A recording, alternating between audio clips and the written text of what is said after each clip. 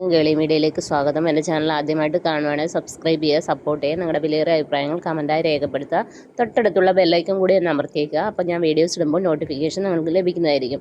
അപ്പോൾ നമ്മുടെ ഇഷ്ടമാത്രം എന്ന സീരിയലിൻ്റെ എപ്പിസോഡിലേക്ക് പോയാലോ? നമ്മുടെ രചന അങ്ങനെയാണെങ്കിൽ മഹേഷിനെ വിളിക്കുകയാണ് ഫോണിൽ. അപ്പോൾ ഇഷിത ഇത് കാണുന്ന ഇഷിത ഫോൺ എടുക്കാൻ പറയുന്നത്. അപ്പോൾ മഹേഷ് കോൾ എടുക്കില്ല. അപ്പോൾ പറയാം എന്താ കോൾ എടുത്താൽ എന്തെങ്കിലും ആവശ്യത്തിനായിരിക്കും എന്ന് പറയും. അപ്പോൾ പറയാം രചന എന്നെ വിളിക്കേണ്ട ആവശ്യമില്ല, ഞാൻ എടുക്കില്ല, ഞാൻ തിരിച്ച് വിളിക്കുകയില്ല എന്ന് പറയും.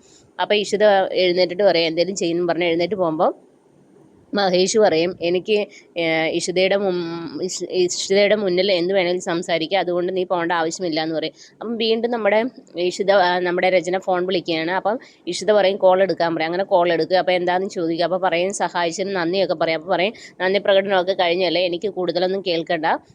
അന്നേരം പറയാം എനിക്ക് കുറച്ച് കാര്യങ്ങൾ പറയാനുണ്ടെന്ന് പറയും. അന്നേരം പറയാം ആദ്യം എനിക്ക് വിട്ടുതരുന്ന കാര്യമാണെങ്കിൽ നമുക്ക് സംസാരിക്കാം, അല്ലാതെ വേറൊന്നും എനിക്ക് സംസാരിക്കാനില്ലെന്നും പറഞ്ഞിട്ട് ഫോൺ കട്ട് ചെയ്യും.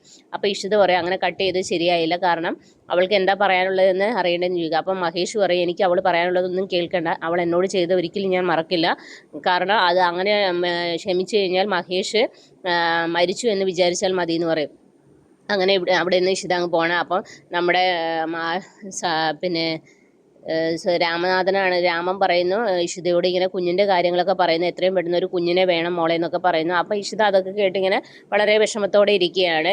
ഇതേ സമയത്താണെങ്കിൽ നമ്മുടെ ഇഷിതയാണ് രചനയാണെങ്കിൽ അവിടെ ഇരിക്കുന്ന സമയത്ത് ആദ്യം അങ്ങോട്ടേക്ക് വരും. അപ്പോൾ ആദ്യം പറയും അമ്മ റെസ്റ്റ് എടുക്ക്, ഡാഡിയുടെ കൂടെ പോയാൽ പോരായിരുന്നു എന്നൊക്കെ ചോദിക്കുക. അപ്പോൾ പറയും മോൻ നീ എന്താണ് ഈ പറയുന്നത്, ഒരിക്കലും എനിക്ക് മഹേഷിൻ്റെ കൂടെ പോകാൻ പറ്റില്ല, മഹേഷ് വേറെ കല്യാണം കഴിച്ച ആളാണ്, മമ്മിയും മഹേഷും വേറെ പിരിഞ്ഞാണ് ജീവിക്കുന്നത്, ഇതൊക്കെ നീ മനസ്സിലാക്കണം എന്നുള്ള രീതിയിൽ പറയുകയാണ്. അങ്ങനെ അതും പറഞ്ഞ് മുകളിൽ അപ്പോൾ ആകാശ് വരും. ആകാശ് വന്നിട്ട് ഓരോന്നൊക്കെ വീണ്ടും ആദ്യം ഓരോന്നൊക്കെ പറയുന്നു. മോനെ എന്നൊക്കെ വിളിക്കുമ്പോൾ ആദ്യം പറയും എന്നെ നിങ്ങൾ എന്തിനാ മോനെ എന്ന് വിളിക്കുന്നത്, ഞാൻ നിങ്ങളുടെ ആരുമല്ല എന്നൊക്കെ പറഞ്ഞിട്ട് അങ്ങ് ഇത് ചെയ്യും.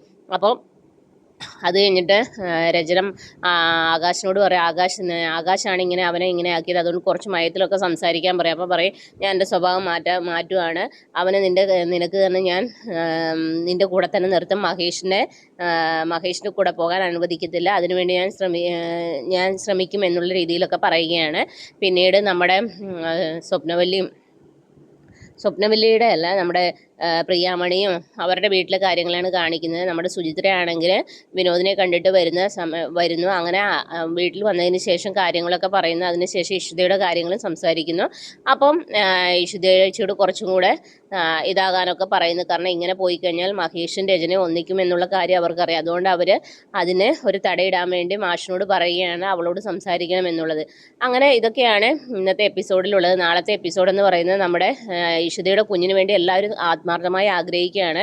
അങ്ങനെ പ്രിയാമണി അമ്പലത്തിൽ പോയിട്ട് ശയനപ്രദക്ഷിണം ചെയ്യാമെന്നൊക്കെ പറയുന്നു. അപ്പം മാഷും പറയുന്നു എന്നാൽ പിന്നെ ഞാൻ ചെയ്യാം എന്ന് പറയുന്നു. ഇത് കണ്ടെല്ലാം നമ്മുടെ സുചിത്രയുടെ മനസ്സ് വിങ്ങിപ്പൊട്ടുകയാണ്, എന്ത് ചെയ്യണമെന്നറിയാതെ. കാരണം ഇവർ ഈ ചെയ്യുന്നതൊക്കെ ദൈവമേ ഇഷിതയുടെയും മഹേഷിൻ്റെയും കാര്യം ഇവർക്ക് അറിയില്ലല്ലോ, അവരുടെ കരാറൊക്കെ. അപ്പോൾ പെട്ടെന്ന് സുചിത്ര ഇതെല്ലാം കണ്ട് വളരെ വിഷമിച്ചിരിക്കുന്ന സമയത്ത് ദൈവത്തിൻ്റെ മുമ്പിൽ ഇങ്ങനെ പറയുമ്പോൾ അവൾക്ക് പിടിച്ചു നിൽക്കാൻ പറ്റത്തില്ല. അങ്ങനെ നമ്മുടെ സുചിത്ര ആ രഹസ്യം അവരുടെ മുമ്പിൽ പറയുകയാണ്. ഇങ്ങനെ മഹേഷും ഇഷിതയും തമ്മിൽ ഒരു കരാറുണ്ട്, ആ കരാറിലാണ് അവർ ജീവിക്കുന്നത്, അല്ലാതെ അവർ ഭാര്യാഭർത്താക്കന്മാരായിട്ടല്ല ജീവിക്കുന്നത്. ഇത് കേട്ട് പൊട്ടിത്തകരുകയാണ് നമ്മുടെ മാഷും പ്രിയാമണി. ആ സീനിലാണ് നാളത്തെ എപ്പിസോഡ് ഉള്ളത്. അപ്പോൾ ആ നാളത്തെ എപ്പിസോഡിന് എല്ലാവരും വെയിറ്റ് ചെയ്യുക. അപ്പോൾ okay, bye bye, thank you.